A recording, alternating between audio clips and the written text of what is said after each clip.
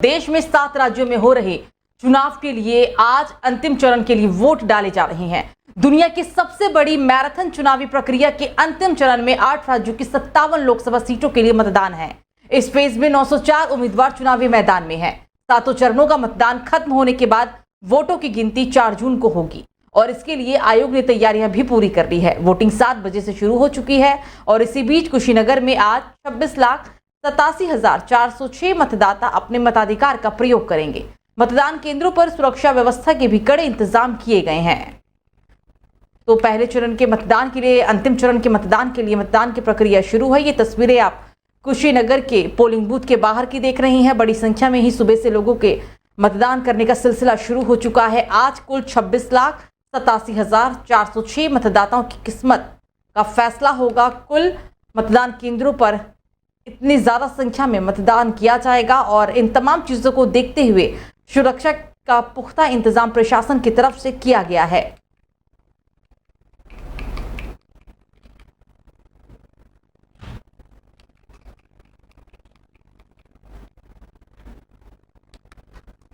तो बदायूं के उसहद थाना क्षेत्र स्थित भकरी गंगा घाट पर स्नान करने के दौरान 6 श्रद्धालु गंगा में डूब गए, जिसमें एक की मौत हो जाने से कोहराम मच गया। सूचना के बाद मौके पर पहुंची पुलिस ने स्थानीय गोताखोरों की मदद से रेस्क्यू कर मृतक के शव को बाहर निकलवाया, जिसके बाद पोस्टमार्टम के लिए भेजा गया। गौरतलब है कि बदायूं जिले के उसहद थाना क्षेत्र स्थित भकरी गंगा घाट पर शुक्रवार को गंगा नदी में स्नान करने के लिए 2 ट्रैक्टर ट्रॉली से भरकर श्रद्धालु पहुंचे थे। बताया जा रहा है कि उनमें से किसी ने मन्नत मांगी थी कि अगर उनकी मनोकामना पूर्ण हो जाएगी तो गंगा में वो पहनावन करेंगे और आज इसी कड़ी में 2 ट्रैक्टर ट्रॉली भरकर गांव मुबारकपुर के रहने वाले श्रद्धालु भकरी गंगा घाट पहुंचे। परंपरागत गंगा मां के कपड़े पहनवान से पहले 6 श्रद्धालु स्नान करने के बाद नदी में पहुंचते हैं और देखते ही देखते वो गहरी पानी में समा गए। चीख पुकार के बाद मौजूद अन्य स्थानियों ने 5 लोगों को तो कड़ी मशक्कत के बाद बाहर निकाल लिया, लेकिन महेश इसमें डूब गया। सूचना के बाद पुलिस मौके पर पहुंची और घंटों की कोशिश के बाद स्थानीय गोताखोरों की मदद से रेस्क्यू कर महेश के शव को बाहर निकाला गया। मृतक में इस घटना के बाद से ही कोहराम मचा हुआ है। हालांकि पुलिस ने मृतक के शव को कब्जे में लेकर पोस्टमार्टम के लिए भेज दिया है। गंगा की पहचान करने गए सभी लोग। अच्छा। पूरी 2 ट्राली गए थे। वहाँ पर पहचान करी। इन्होंने पहचान करते वक्त 2-3 लड़के डूबे थे, 4-5। इसमें हमारा लड़का फांदा था बचाने के लिए, ये भी डूब गया। भाई ये मर गया, खत्म। अच्छा, फिर किसने निकाला इसे? ये गोताखोरों ने निकाला। अच्छा, नाम क्या है बेटे का आपके? महेश नाम है। तो बलिया की हल्दी थाना क्षेत्र अंतर्गत गंगा नदी में पचरुखिया घाट पर नहाते समय 5 दोस्त डूब गए। घटना की सूचना मिलने के बाद इलाके में हड़कंप मच गया। सैकड़ों लोगों की भीड़ भी जुट गई। हालांकि 4 लड़कों का शव ग्रामीणों ने बरामद कर लिया है। बताया जा रहा है कि अपने घर से सभी ट्यूशन पढ़ने के लिए निकले थे और इसी बीच 5 दोस्त हल्दी थाना क्षेत्र के पचरुखिया काली मंदिर के सामने गंगा घाट पर नहाने के लिए पहुंच गए। 5 बच्चों ने अपनी साइकिल, मोबाइल और कपड़ा गंगा किनारे रखकर स्नान करने लगे और तभी ये हादसा हो गया था।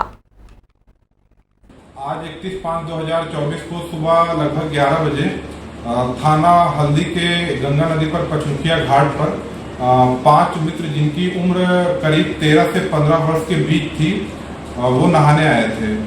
नहाने के दौरान उनमें से एक बच्चा डूबने लगा तो उसको बचाने के लिए उसके 4 साथी आगे बढ़े और इस क्रम में 5 डूब गए। सूचना मिलते ही हल्दी पुलिस एवं उच्च अधिकारीगण मौके पर पहुंची। तो वहीं फर्रुखाबाद में संदिग्ध परिस्थितियों में दुकानदार के घर में उसके सीने में गोली लगने की वजह से मौत हो गई। मोहम्मदाबाद कोतवाली क्षेत्र के ग्राम नगला स्वामी निवासी ब्रिजवासी घर में परचून की दुकान चलाया करता था और वो शराब पीने का आदी भी था, जिसके चलते उसका अपनी पत्नी से अमूमन झगड़ा हुआ करता था। शुक्रवार को सुबह ब्रिजवासी और उसकी पत्नी रजनी के बीच फिर से विवाद हुआ। रजनी ने कहा कि विवाद के चलते वो अपने मायके बारकाश्वर चली गई। पत्नी ने कहा कि उसने खेत बेच दिया था और खेत की बिक्री का रुपया भी ब्रिजवासी के ही पास रखा हुआ था। शराब पीकर ब्रिजवासी ने पहले घर में रखे सामान की तोड़फोड़ की और घर के बाहर रखे कोके का सामान को भी फेंक दिया। उधर घर के अंदर ब्रिजवासी की सीने में गोली लगने की वजह से मौत हो गई। उसकी शव चारपाई पे पड़ा हुआ मिला। घटना की सूचना मिलने पर सीओ मोहम्मदाबाद अरुण कुमार, मोहम्मदाबाद कोतवाल मनोज कुमार भाटी फील्ड यूनिट की टीम मौके पर पहुंची और घटना की जांच पड़ताल शुरू कर दी। पुलिस को तमंचे की नाल, कारतूस और खोखा फंसी हुई छप्पर में अटकी मिली, जबकि उसका हत्था मृतक के पास ही पड़ा था। सीओ ने मौखिक रूप से बताया कि अभी मामले की जांच की जा रही है। जांच के आधार पर आगे की विधिक कार्रवाई की जाएगी।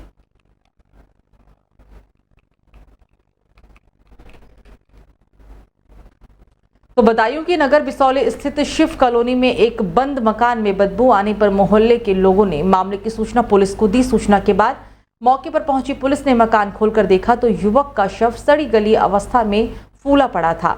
आपको बता दें कि अत्यधिक गर्मी के चलते लाश से बदबू आने लगी थी और बॉडी पूरी तरह से फूल गई थी। मामले की जानकारी फॉरेंसिक टीम को दी गई और फॉरेंसिक टीम घटनास्थल पर पहुंचकर जांच पड़ताल में जुटी हुई है।